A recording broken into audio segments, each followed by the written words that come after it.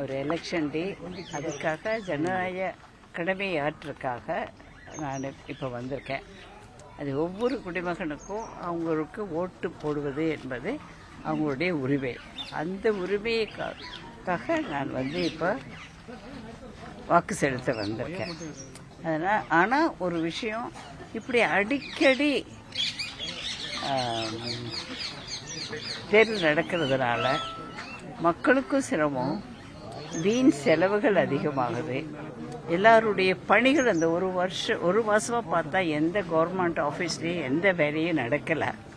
அதனால் இந்த மாதிரி ரிப்பீட்டடாக எலெக்ஷன்ஸ் வரக்கூடாது.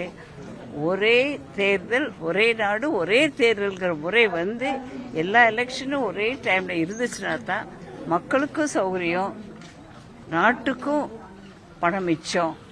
அது அதை தான் நாங்கள் வலியுறுத்துகிறோம். அதனால் இந்த ரிப்பீட்டடாக எலெக்ஷன் வரும்போது எல்லாருக்கும் சிரமம். யோசிச்சு பாருங்கள், 3 தடவை ஒரு கிழக்கு தொகுதியில் எலெக்ஷன் நடந்துருச்சு. அந்த ஒவ்வொரு எலெக்ஷன் அப்போ எவ்வளவு man power and money power எவ்வளோ வேஸ்ட் ஆகுது.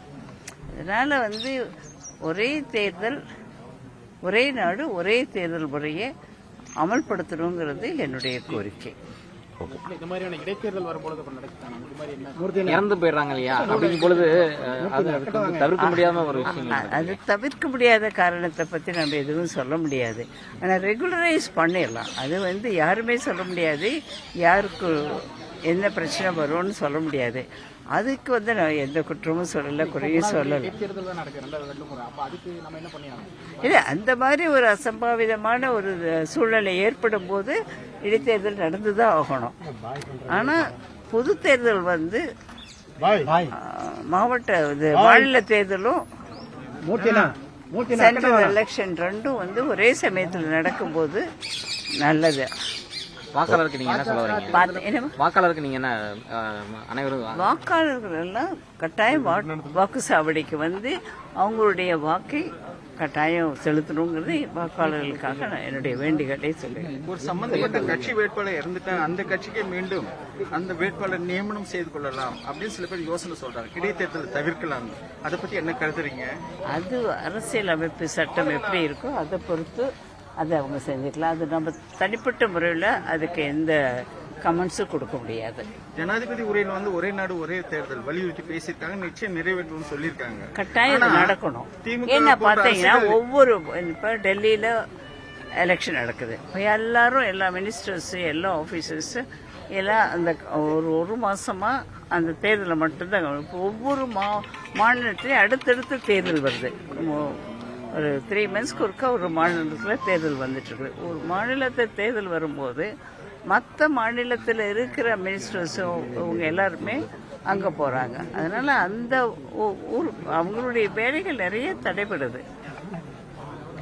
எல்லா government, central government, state government எல்லாருடைய வேலைகள் தடைபடுறது இல்லை. அது மேன் பவர், மணி பவர் ரெண்டுமே ரொம்ப வேஸ்ட் ஆகுது. அது மாடல் கோட் ஆஃப் கண்டக்ட் இந்த ஈரோடு ஈஸ்ட்ல தான் அமலாக்குனாங்க. மற்ற இடங்களில் நிர்வாகம் ஆஸ் யூஷுவலா தான் இருந்தது. அப்படி இல்லைங்களே. நான் மேற்கு தொகுதிக்கு போனேன், கொடியை கட்டுங்கன்னு சொன்னாங்களே மேற்கு தொகுதியில். அது நீதிமன்றமே உத்தரவு போட்டிருக்குது. எல்லா கொடிக்கும்போது எடுக்க சொல்லியிருக்காங்க. கார்ல இருக்க கொடிக்கும், கார்ல இருக்கிற கொடிக்கும்போது வரவேற்பு இல்லை. அப்படியே ரொம்ப நல்லா இருக்கு. எந்த விதமான ஒரு உணர்வோட யாரும் ஓட்டடிச்ச மாதிரி தெரியல. இது ரிப்பீட்டடா எலெக்ஷன் வரும்போது அவங்களுக்கு ஒரு ஃப்ரஸ்ட்ரேட் ஆயிடுறாங்க.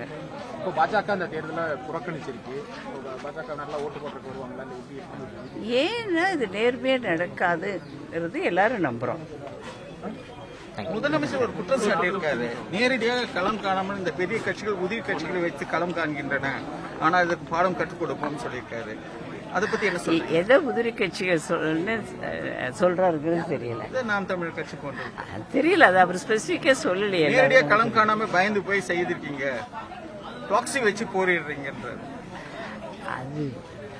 அது எந்த கட்சின்னு அவர் ஸ்பெசிஃபை பண்ணல. அதனால நம்ம அதை பத்தி எந்த கமெண்ட் அடிக்க முடியாது.